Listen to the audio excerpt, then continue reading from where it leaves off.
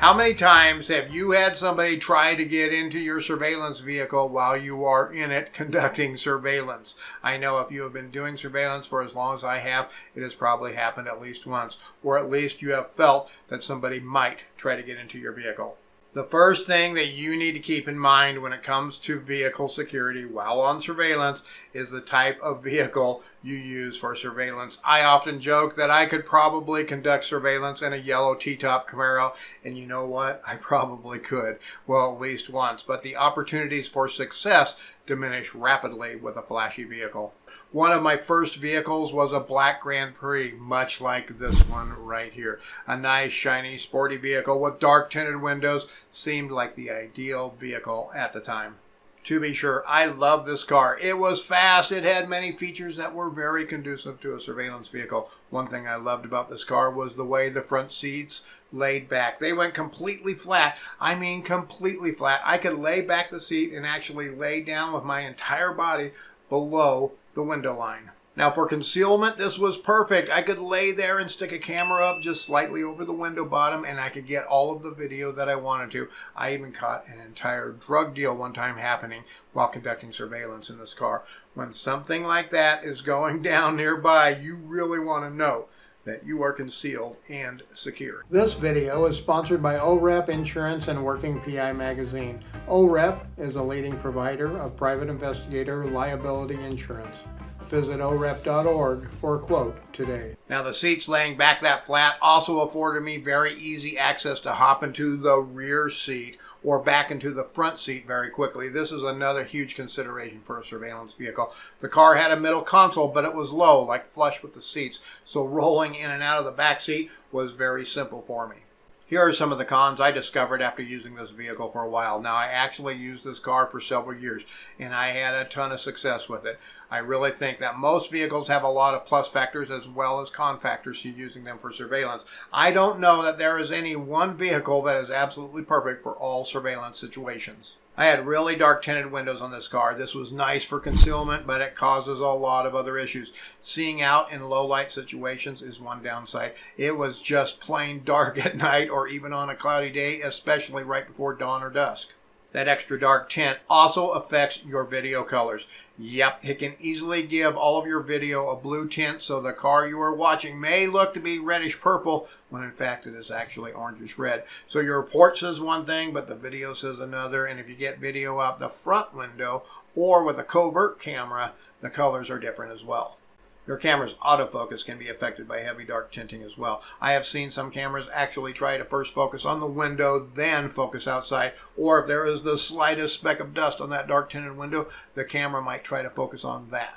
Nighttime drive visibility is also hindered extremely with dark tinted windows. This is not just a con for surveillance, but a huge safety factor to consider if your surveillance vehicle is also your regular daily driver. With my Grand Prix, I was always finding myself putting a window down before I turned a corner if it was dark or low light, just to make sure that I could see the intersection better.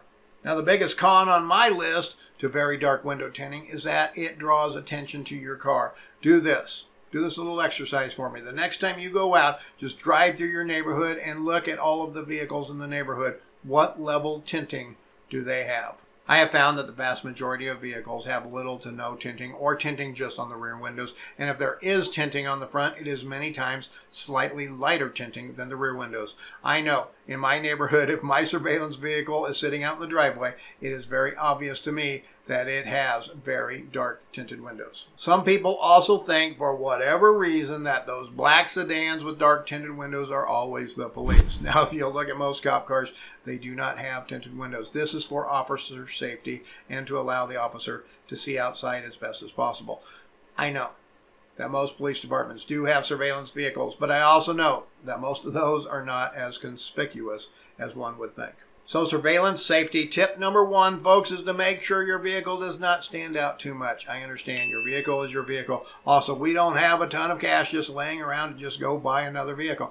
Just knowing your vehicle's limitations, though, will help you find ways to overcome those obstacles. A huge feature I love about my current surveillance vehicle is the auto locking doors. When I put it into gear, It automatically locks all of the doors. This is huge for surveillance safety. Make sure your doors are locked at all times during surveillance. A huge feature I hate about my current surveillance vehicle is those auto unlocking doors. Whenever I put my car into park, it automatically unlocks all of the doors. From a passenger vehicle standpoint, this is great. From a surveillance security feature, not so much.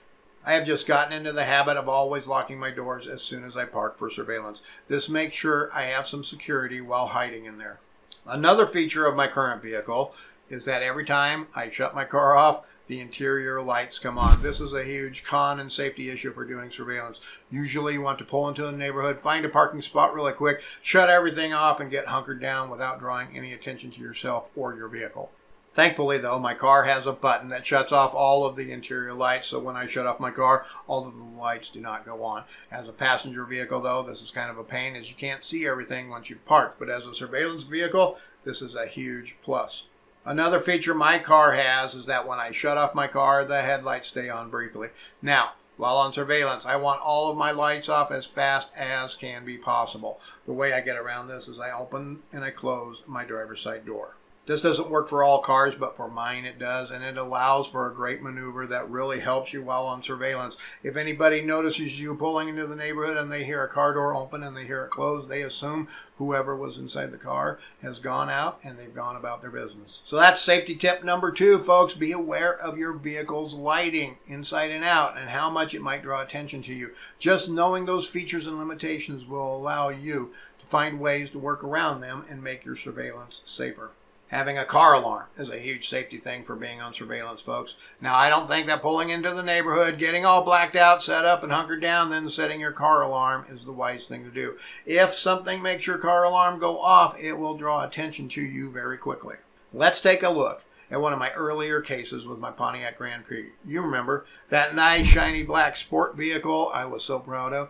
I was out on surveillance on a workers' comp case. The neighborhood was fairly normal, nothing special about it, to say the least. It was actually a very nice neighborhood because there was a large area about a block away from my subject's residence where I could park adjacent to an empty lot that was actually about the size of 2 lots. No one to really worry about, and I could see the subject residence perfect as well as all of the vehicles present. I had conducted about 6 days of surveillance on this case. I was always out about 5:30, 5:45 in the morning. It was nice and dark. No one ever up in the neighborhood, so I was able to set up very cleanly. It was also late in the fall, so the sun came up later, and the kids walking to school were always leaving in the dark. I had seen the same kids every morning walk right past my car, and they never took a second glance at me.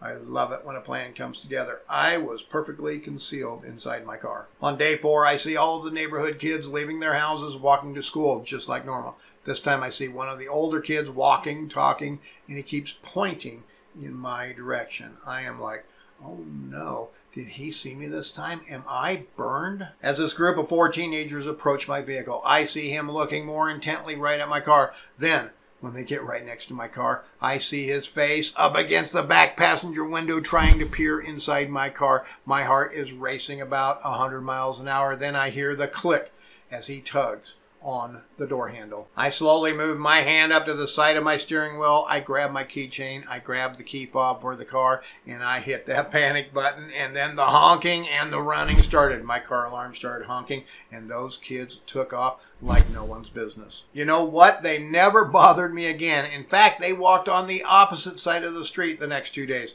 Folks, keep that key fob handy if needed. You can always hit that panic or even just the horn button to ward off pesky people. I have not had to do this very often, but in cases like this, it was a huge case saver for me. I don't think they ever knew I was in the car. They were just looking for opportunities.